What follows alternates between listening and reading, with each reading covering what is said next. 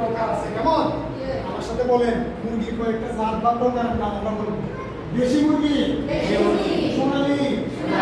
ফাউমি আড়াইয়া শুভ্রা হাসিন বড়বড়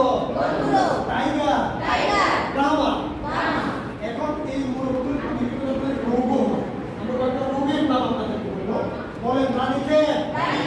bird flu E. coli coryza salmonella কৃমি কক্সিডিয়া রক্ত আমাশয় এই মুরগির এই রোগগুলো হয় এই রোগগুলো হলে আমাদেরকে বিভিন্ন ধরনের ওষুধ দিতে হবে মুরগির যাতে রোগ না হয় এই জন্য আমরা কি করবো টিকা দিব কি দিব এখন মুরগির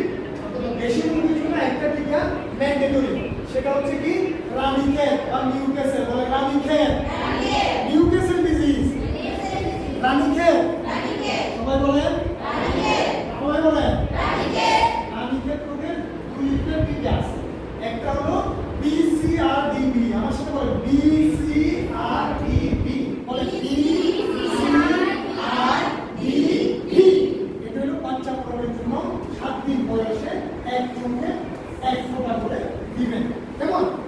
এর 21 দিন পরে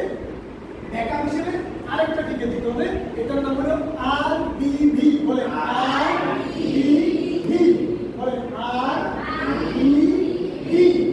এটা হচ্ছে এর বয়স যখন 21 দিন 1 মাস হবে তখন তাকে বুকের মাংসে অথবা রানের মাংসে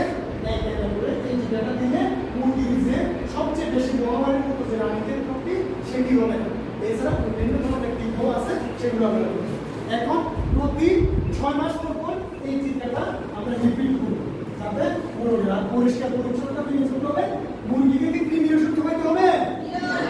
মুরগিকে কৃমি ওষুধ খাওয়াইতে হবে অন্তত প্রতি 6 মাস পর একবার করে কৃমি ওষুধ খাওয়ানো উচিত কেমন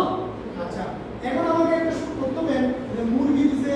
ডিম আছে ডিম থেকে বাচ্চা উঠতে বাইরে কয়দিন সময় লাগে 21 দিন সবাই বলেন 21 দিন ডিম ফুটে মুরগি ডিম ফুটে বাচ্চা বাইরে কয়দিন সময় লাগে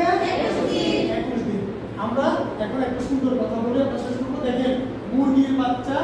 ডিম মুরগির ডিম অথবা যে কোনো ডিম যখন ভিতর থেকে ফাটে তখন একটা জীবন শুরু হয়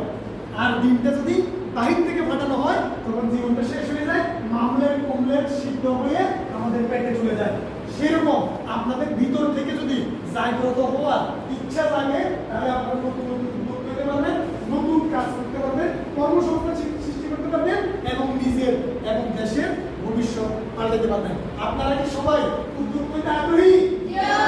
সবাই আগ্রহী